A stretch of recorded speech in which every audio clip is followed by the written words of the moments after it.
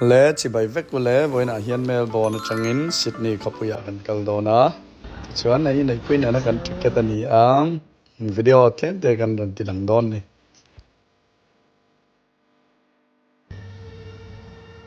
lẽ security check-in kan zawa hi kan tho na chuan na tu ania chuang don chi a kabula thu tai pek le Neihpuii ten ni ang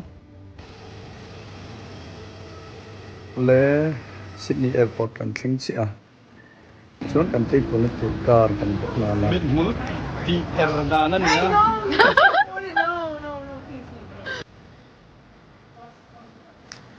hei hi kan tei kol na tu motor chu ni a ti chuan parking vel kan boi puya mizoram ai parking fi khon an om lova e kol mang hian kan motor park na man vel kha ke manin kan in ti fel ve khane ale botanic garden video kan sut dona nei pui na thal kan sut dona nei mình phân xử về mình bắt sống về về cái đó thì bắt đầu mình cái khả năng có phụ nhiên cả năm rồi nên mình có phụ nhiên không mặc được chính vậy lúc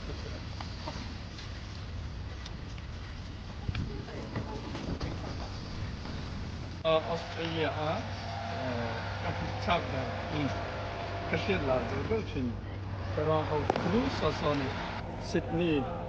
เขาไปแบบซิดนีย์เมลเบิร์นกันกันบันก็มาเช่นเขาต้องให้คุยมิวสิกวิดีโอตัวกันสุดตอนนั้นตัวนั้นยันเนี่ยคุยมิวสิกวิดีโอกันสุดตอนนั้นแต่คือเราเกิดต่อเวลาไปลุกไม่กันท่าละลายเวลค่ะมันมองกันแค่ต่อช่วงนี้ลายไปเลยโอเปร่าเฮาส์บูเบลที่Kopul ang diyan leng na sa ni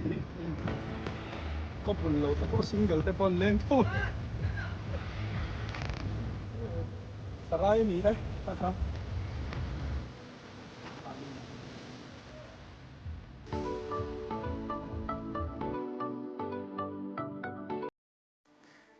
tuna hian kan video sut na tur mun kan thleng to a ti chuan kan in buat sai zung zima lai ala thiam chen vak lo wangin thachang kalo sei don ani thiam takin lấy tầm sung cùng đây đây lâu te ta mày đấy cái một sợi biến sự yêu rồi anh đi đâu sin khat kan sut zo chi a ti chuan sang sang a moi deuh tur kan zong kual le anga kan ti chho chun zom chau chau don ani ti hian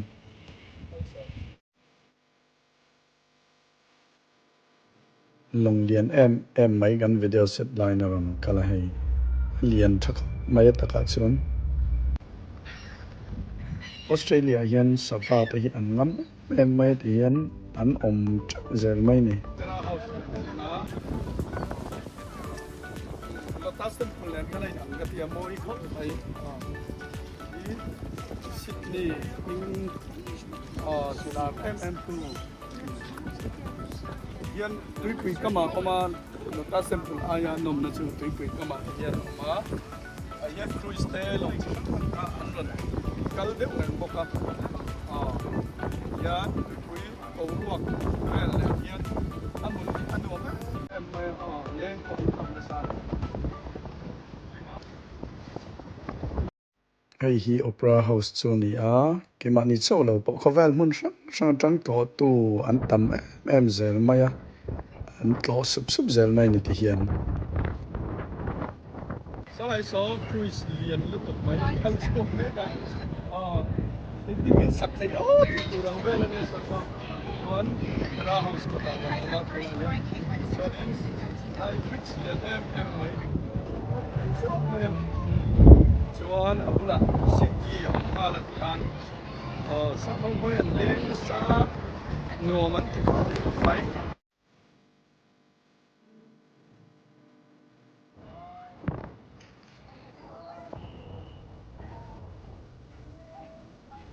không chết ăn mà xây có phần ngon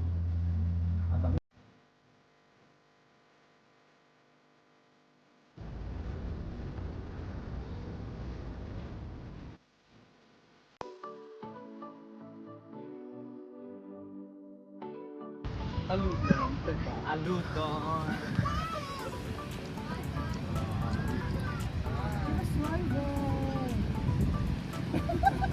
Ay, banda bitsan niya. Ituan. Kasi dito Manilo ka silaya an kawak na ka. Oh, terrorist. Ken ka tina hilaya an kawak na ka niya. When ituan ang kat law tu na ko nila. And then mase ay kan bits kal na masaay ka ituan. Rating up the donen. 9.9 kan peang ay ni ano ang ko ay ang view ko eh tuan tui ka cheng do na ka ba le block do na tuna hian low and do okay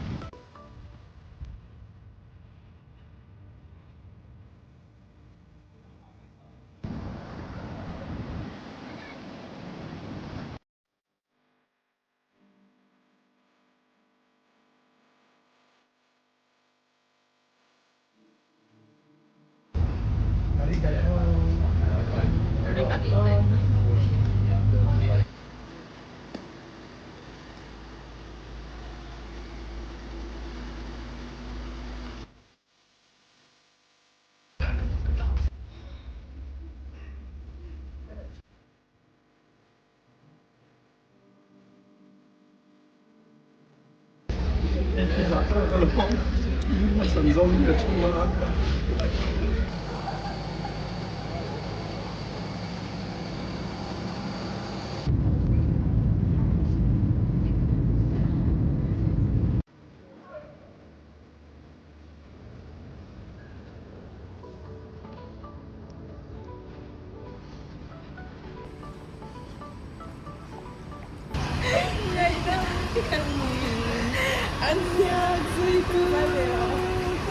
Kani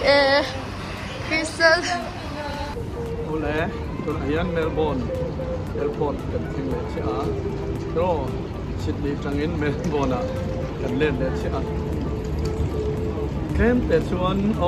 dakar hi che kan mu da bangin kan Melbourne te po achal kan chuan tatang hian